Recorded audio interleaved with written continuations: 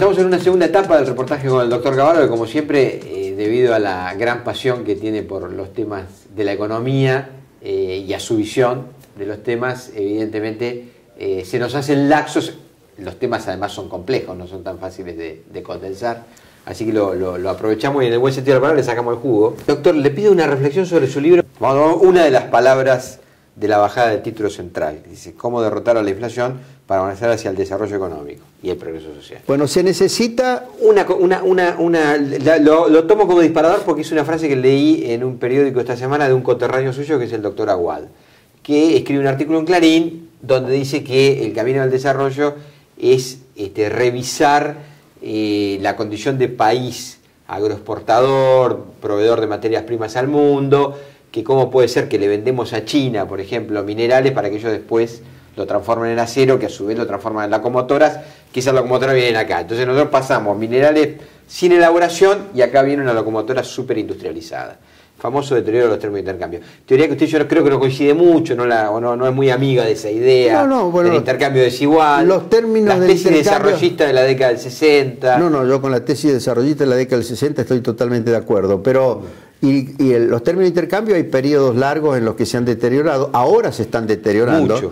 Pero por otro lado, hay periodos también en que se han mejorado, cuando, por ejemplo, China, la incursión de China significó una mejoría, pero ahora se están deteriorando. O sea, bueno, que tenemos una balanza comercial desfavorable con China. Pero el tema, todo lo que dice Aguad, sí, que está también en el libro de Federico Sturzenegger, sí, y lo escucho también del grueso de los economistas que están trabajando con los distintos candidatos, sí, son todas ideas correctas. Sí. Eso es lo que hay que hacer, es lo mismo que la reforma del Estado, bajar el gasto público, eliminar los subsidios que no sean sociales, introducir eficiencia, hacer que haya seguridad, que haya educación, que haya salud, que estemos bien integrados al mundo.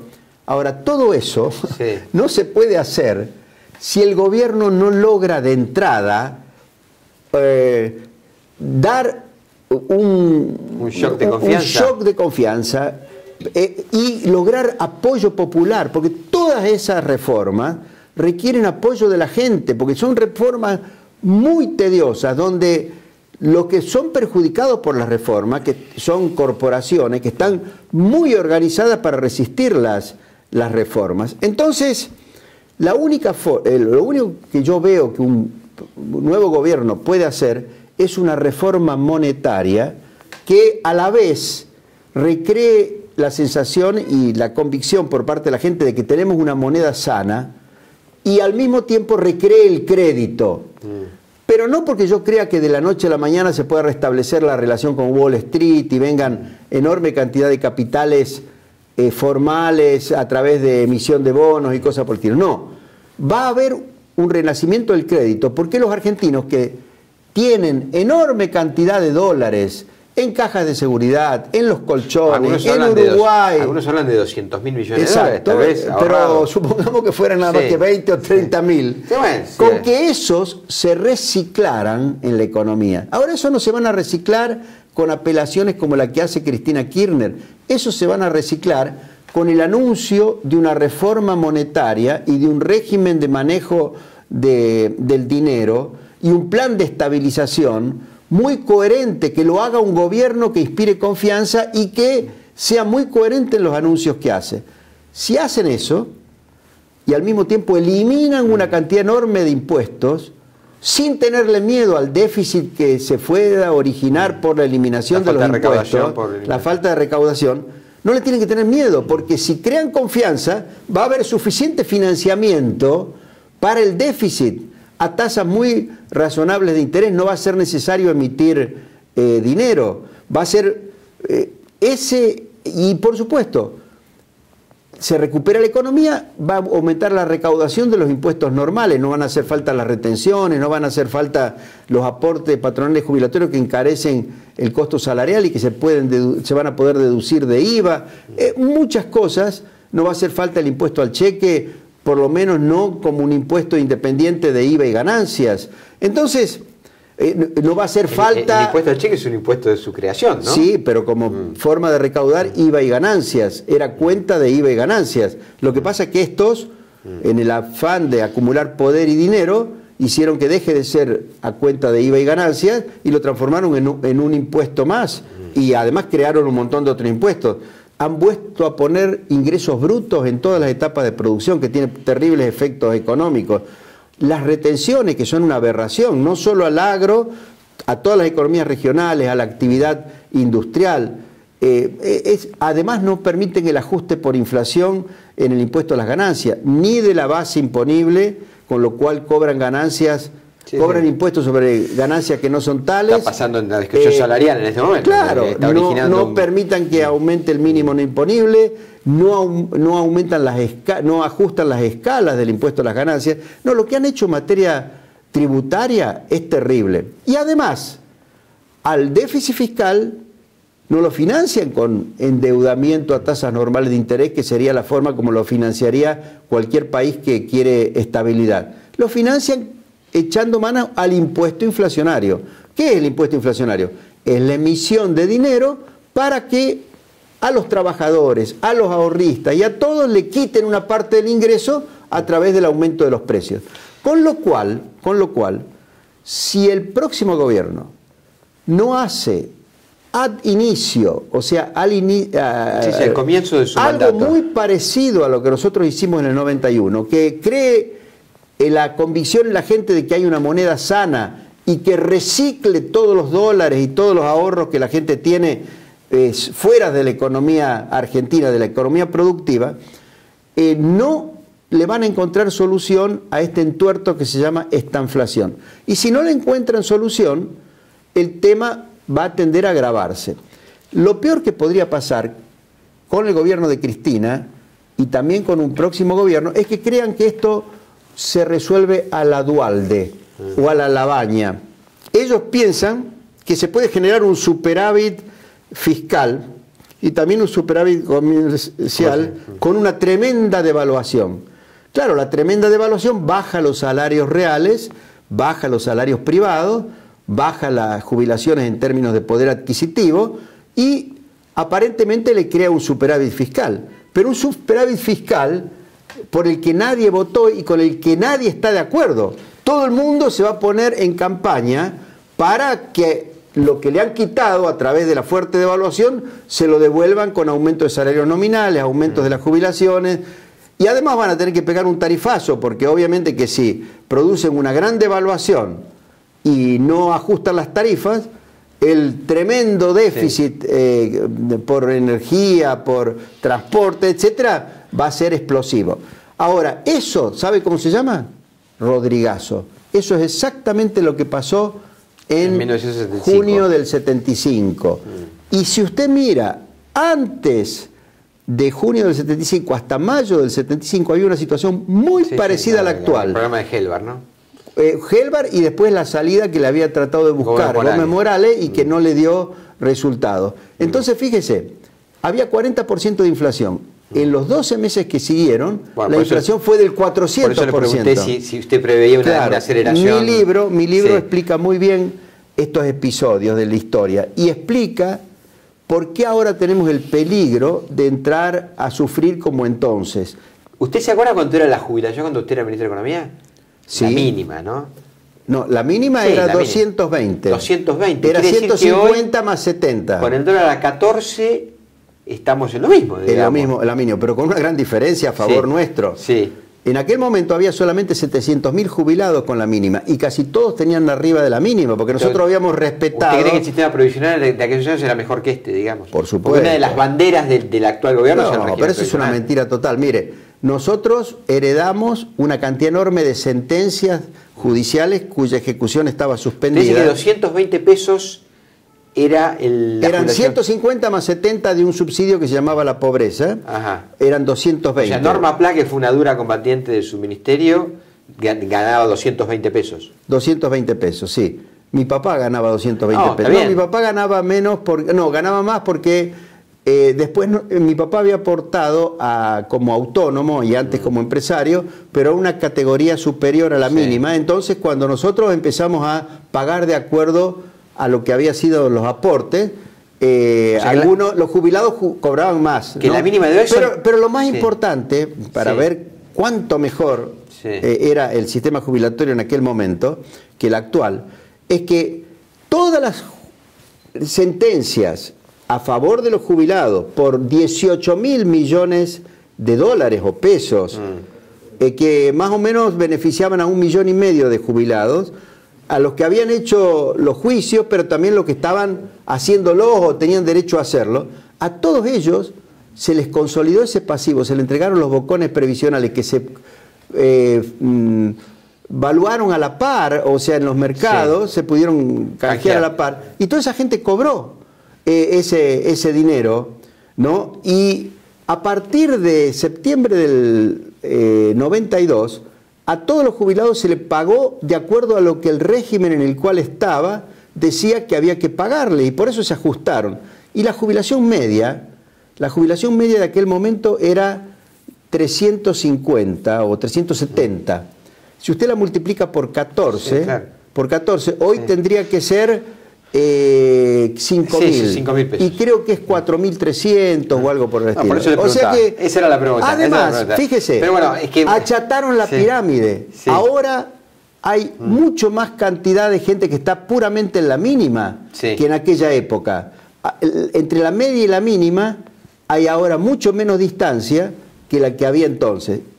Ahora dicen, sí, porque en la mínima han incorporado a mucha gente que amas de casa, que no habían hecho aporte. Es cierto, eso lo han incorporado. Pero además de eso, están en la mínima un montón de gente que no le tendría que estar en la mínima, que tendría que estar en categorías superiores. Correcto. Porque al no ajustar... hay un montón de juicios, ¿no?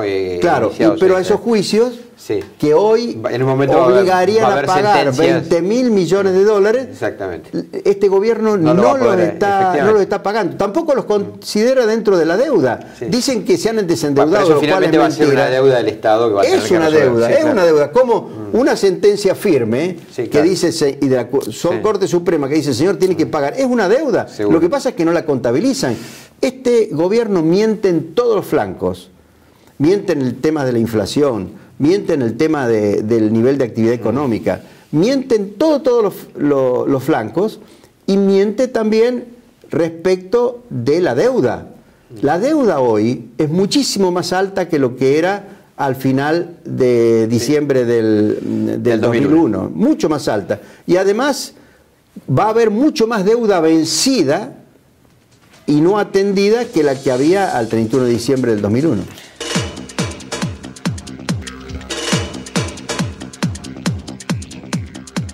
Estábamos abordando el tema de la jubilación y de la comparativa entre lo que gana un jubilado de hoy con lo que ganaba un jubilado de la época de la convertibilidad, porque, digamos, uno de los frentes grandes que usted tuvo que lidiar cuando fue ministro era el movimiento de jubilados. Claro, todos los miércoles había una manifestación en el Congreso, ¿se acuerda? Sí, ¿cómo no se va a acordar? Recién hicimos una referencia calculando las jubilaciones de entonces, multiplicándolas por 14 para calcularlas. Es el valor del dólar paralelo. Claro, el dólar subió de 1 a 14, digamos así. Correcto. Ahora uno puede decir, pero eso es muy artificial, el dólar subió mucho. Bueno, pero yo estuve haciendo cálculo de cuánto subió el precio de la leche, cuánto subió el precio de la carne, cuánto subieron los remedios, cuánto subieron los productos en general, y todos subieron más que el dólar paralelo, más. Porque cuando el INDEC dice que la inflación fue más baja, que fue de 1 a 7, digamos, no de 1 a 14, primero miente. Esto ya todo el mundo sabe. Pero además de mentir, claro, incorpora ahí los precios de los servicios, a los cuales han mantenido artificialmente congelados. Pero esos precios de los servicios, que han mantenido artificialmente congelados, dan lugar a subsidios que financian con emisión monetaria y por ende terminan cobrando el impuesto inflacionario, que hace subir todos los otros precios.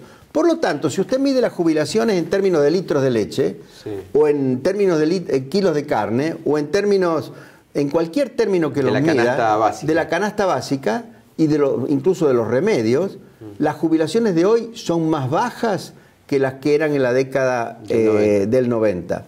Amén de que hoy le deben una cantidad enorme de dinero, los juicios, que eso ya lo explicamos. Pero además hay otro fenómeno muy importante, que es el tema de la vivienda. este gobierno dice que se ha preocupado por la vivienda.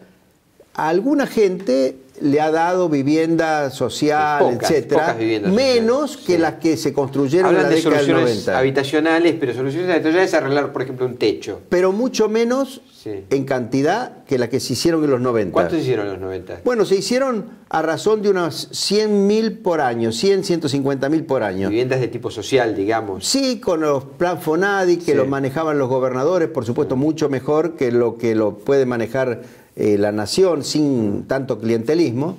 Algunos, por supuesto, también fueron clientelistas. Pero lo importante es la vivienda para la clase media. Hay unos gráficos que ahora no lo tengo aquí a mano, pero ustedes lo pueden encontrar, de varios autores, entre ellos Ferreres, que muestra cuántos salarios se necesitaban para comprar un departamento de 50 metros cuadrados en los 90, que eran 40 salarios, y ahora se necesitan 80 salarios. Es decir, que comprar un departamento de 50 metros cuadrados, por ejemplo, para un matrimonio que trabajan los dos, que era perfectamente posible en los 90, se ha hecho imposible en esta última década, amén de que no tienen crédito hipotecario a tasas razonables como para poder acceder a la vivienda. Ahora, bueno, ahí se cumple la reflexión que usted hace sobre la devaluación del salario, porque efectivamente, es decir, las propiedades se mantuvieron dolarizadas en esta década, pero los salarios se especificaron. Por eso me parece que es inaccesible. Las propiedades aumentaron hasta hace poco más que el mismo dólar. ¿Por qué? Porque la gente que tiene dinero fue ahorro, compró propiedades como forma de reservar valor. Pero resulta que esa gente la compró. Por ejemplo, usted va a Puerto Madero a la noche y hay una cantidad enorme de departamentos con luces apagadas. Correcto. Ese tipo de construcción no satisface la necesidad de vivienda de la clase media. Es ahorro de los sectores acomodados, digamos. Entonces, claro, el costo de la construcción y el costo de los terrenos y de la vivienda ha hecho que hoy se haga totalmente inaccesible para una pareja de trabajadores comprar la vivienda. Eso no ocurría en la década de los 90. ¿Y usted cómo cree que se recuperaría, digamos, y eso se va a recuperar con un clima de estabilidad. En un clima de estabilidad, todos los precios relativos se reacomodan y también los salarios. Y aparece el crédito hipotecario. Y aparece el crédito hipotecario y va a existir lo que existió en la década de los 90. Ahora, ¿cómo se le vuelve a prestar a una persona 20 años, que en el primer mundo, un crédito hipotecario son 20 años, ¿verdad? Así es. Son 20 años que tiene que confiar el prestamista de última instancia que la economía va a tener estabilidad. Porque... Bueno, pero fíjese, en este momento, por ejemplo, usted va a Perú. Sí. En Perú, que tienen el régimen monetario que yo propongo, de libre elección de la moneda con tipo de cambio flotante, pero que al principio daría lugar a que se aprecie el peso argentino. En Perú usted consigue crédito hipotecario a 20 años. En México consigue crédito hipotecario a 20 años. En Chile, en Colombia también. En Colombia consigue crédito hipotecario. En todas las economías estables es perfectamente posible tener crédito hipotecario como nosotros lo tuvimos en los 90. Lo que pasa es que con una economía de inflación descontrolada y peor todavía con esta inflación, es inimaginable que haya crédito hipotecario, como no hay crédito ni siquiera para financiar, por ejemplo, la reducción de impuestos, que sería algo imprescindible para alentar la inversión, el aumento de la competitividad y el aumento de la producción. Le pido una última reflexión ya para cerrar estas dos conversaciones que tuvimos. Usted básicamente está sindicado como un cerebro liberal, digamos, de la economía. Sí, con mucha honra, porque me considero un hombre ubicado liberal. Ideológicamente dentro del pensamiento liberal de la economía. Ergo, muy poco amigo de dirigir la economía artificialmente o de acercarle... Muy poco amigo de meter discrecionalmente en el funcionamiento de los mercados y de afectar la propiedad privada. Está bien, pero déjeme que le haga la reflexión y usted... ¿A usted me parece que para que un país, en este caso concretamente la Argentina, vaya hacia determinados rumbos, por ejemplo, para industrializarse de una determinada manera, no requiere de que el Estado oriente la economía hacia un determinado lugar? Es decir, no privilegie una actividad sobre otra, por ejemplo. No, que no privilegie una actividad sobre otra. No lo haría de ninguna manera. En absoluto, porque eso se presta a la discrecionalidad y a la ineficiencia, porque los funcionarios públicos, por más capaces que sean, no saben priorizar. El ¿Pero no empresario, le parece que los sí. países industrializados a veces han sido industrializados a marcha forzosa, por ejemplo? No, en por absoluto. ejemplo, el caso de Corea. No. Tomemos el caso de Corea, o ahora, más recientemente, China. Sí. ¿Cómo se industrializaron? Pero ahí no hay, por ejemplo, un gran dirigismo del Estado en la economía de China. El gran dirigismo del Estado, ¿sabe cuál es? Decir, señor, usted invierte, tiene que vender en el exterior. O sea, se tiene que someter a la competencia de los mercados internacionales. Tiene que invertir para quería exportar. Ser Moreno, ¿se acuerda cuando Moreno quería... usted importa tanto, pero me vende tanto? No, pero eso es la antítesis de lo que hacía Moreno. Lo que le dicen los chinos, que dijeron los coreanos, es... La industrialización tiene que ser orientada hacia los mercados del exterior. Sí. Si consiguen vender en el exterior, no tienen que tenerle miedo a la competencia externa, porque están produciendo en condiciones de calidad y precio a escala global. Sí. El tema de la industrialización por sustitución de importaciones, que era la vieja y la que ha tratado de recrear este gobierno, le pone un techo a la industria, porque solamente el mercado interno, que a su vez lo achican al cobrar cada vez más el impuesto inflacionario y reducir los ingresos reales de la población. Eso era historia del pasado. Lo ve vetusto, no tiene vigencia. Vean las estadísticas. El aumento de las exportaciones industriales en el periodo del kirchnerismo a valores constantes fue mucho menor al aumento de las exportaciones industriales en la época de la convertibilidad. Eso también está en el libro, ¿no? No, realmente no se podría haber hecho peor el manejo de la economía desde el 2002 en adelante. Yo no le asigno, como algunos, la responsabilidad solamente a Cristina desde que ella se hizo cargo y desde que se murió Kirchner. Para mí la responsabilidad del desastre que estamos viviendo es responsabilidad, empezando por Duhalde, siguiendo por Néstor Kirchner, terminando por Cristina y también de Labaña y también de los que inspiraron, incluido por supuesto ahora Kicillof, la supuesta política económica de este periodo, que es la antítesis de la política económica y de la organización de la economía de la década de los 90. Gracias por habernos acompañado. 12 millones de contragolpe con el doctor Cavallo. Lo volvemos a repetir. Es muy jugoso, hay mucho para hablar. Nos quedan temas pendientes, así que en algún momento lo visitaremos nuevamente en su estudio. Gracias por recibirnos. Muy bien, un gusto. Chao, hasta el próximo contragolpe.